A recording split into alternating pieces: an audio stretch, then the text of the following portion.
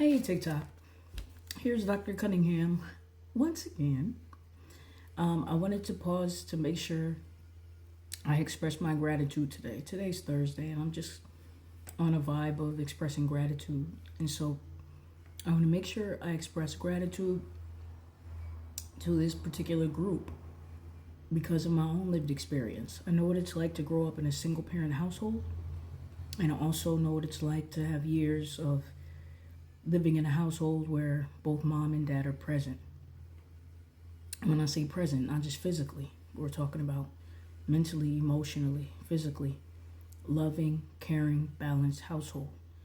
So because I've experienced both sides of, what it's like to literally not have both parents in the household, and then what it's like when both parents are present. And so I have these experiences.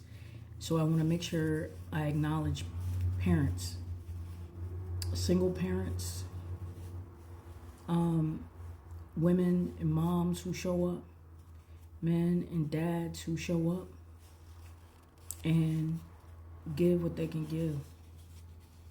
I've had my own lived experiences, not directly but indirectly as a parent, because I've worked for many years within the field where I worked at subacute units, like residential facilities for kids with major psychiatric and behavioral health concerns. And I also have provided support to individuals through a living situation, like when I was in New Hampshire for 2 years studying as a doctoral student. For the 2 years that I lived in New Hampshire, I actually took care of a woman who was about 45 years old, from about 43 to about 45 years old, and she was mildly MR and also was diagnosed with Smith-Magenis. I had provided support to her literally from getting up in the morning, to her brushing her teeth, to assisting her with making sure that she was fully clean in the shower, because sometimes she didn't clean herself well. So now I would support her in the shower if I was required. But I worked to train her literally so that she could wash herself and work as and live as independently as possible. Make her breakfast in the morning, bring her to her day program, pick her up if I was required to from wherever she was, speak to her parents about how she was, deal with the days where she was in a great mood, deal with the days when she woke up in a bad mood, and we still had to continue on with the program because her day, my day was contingent upon how she felt. And I was a doctoral student, so after I dropped her off in the morning, I went directly to classes. I not only was a student and was taking classes, I was also a student professor, adjunct professor, so I was teaching classes. And also in the training clinic where I was seeing clients, but then I was also a supervisor of other master's students who were learning to or training to become therapists. So I had a lot going on. And then I had to make sure I was still showed up at the end of the day, because we had other staff, thank God. That's part of the community with consideration of parenting. But when other people were like, hey, why don't we all go out for dinner? Why don't we all just chill and vibe, you guys? And I was like, well, I could stay as long as I can, you guys, but I got to make sure I'm home by 9 o'clock. And I was like, is this what parenting feels like? Man, like I can't go out nothing and have a good time. It's like, when am I going to be able to chill and just have a good time? I mean, and we literally had weekends off, but sometimes I would pick up extra to work or was in the library studying. But then I made time for social life, but it's like I really had to schedule my time. And at that time, I actually picked up a job on the weekends to work on the radio. So I was doing local, like top 40 radio station stuff, as well as the news radio.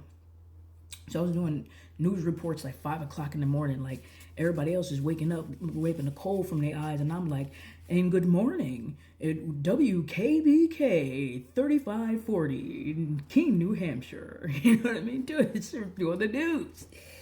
So it's like just making time and expressing balance with consideration of that time. And I remember during that time, Even, I don't know how I made time for this, but there were other staff who had their own kids, and then they started telling me stuff about their life. So then I started mentoring little kids in the community just because the parents were like, well, the dad is not really around. And I was just like, dang, and I feel for these kids. Like, you know what I mean? It's like I always end up somebody's parent or pseudo parent in situations where it's just random. But it was a great community. And you know, that's the reason why I really believe in community, especially with consideration of families. Because we all support each other. But again, it's my hope is that we'll maintain and express gratitude through reciprocity, so that everyone can truly live a great quality of life.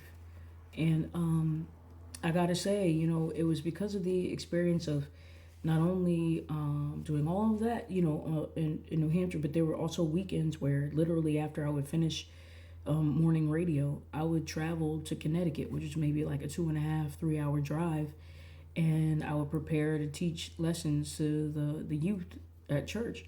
So that means that I was also involved with ministry. And so I understand what it's like to have to balance all of it.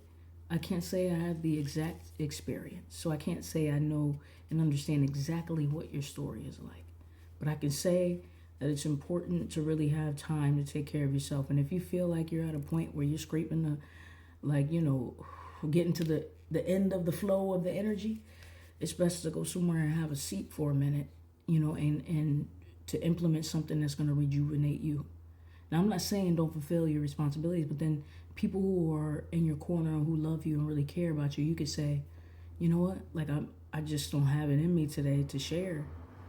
Like, y'all, just give me a few days, or can you just give me one day? Just give me 24 hours where I can just rest and put the do not disturb sign on the door. Because after 2 years of all of that hustle and bustle, back and forth, like literally between New Hampshire, Connecticut, one summer, I believe it was actually the summer of 2015. No, it was the summer of like 2010, where my family and I would always go away to Virginia Beach. And on that particular, during the summer, in like August, during that particular summer, I was like so exhausted.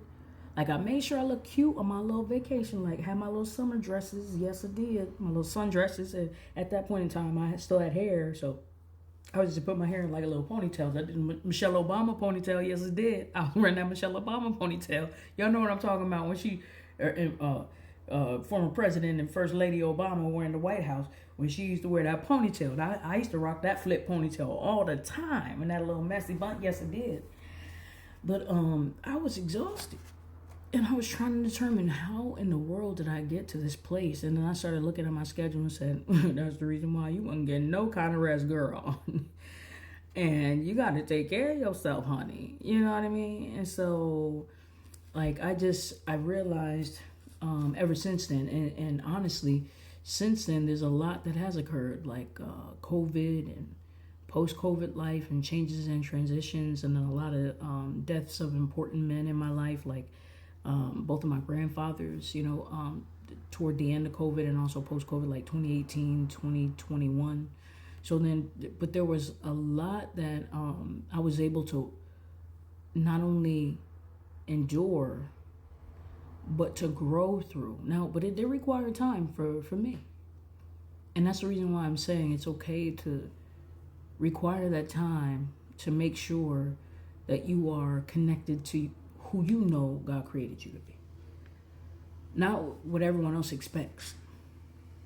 Because it's important for us to maintain our core, our values, our purpose, knowing what we bring. Because there were some days where I was just like, well, I'm glad I can remember my name and my age. That's how exhausted I was. I ain't even gonna lie. Just mentally and emotionally and physically exhausted all at the same time. And I was so close to burnout, but that was mostly secondary traumatic stress. But that was a touch of burnout. But I was able to heal from those experiences because of how I'm mindful of how I take care of myself and manage my stress on a day-to-day basis. Not just the vacations every few months, but on a daily basis.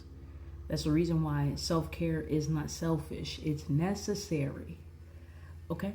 So y'all have an excellent day.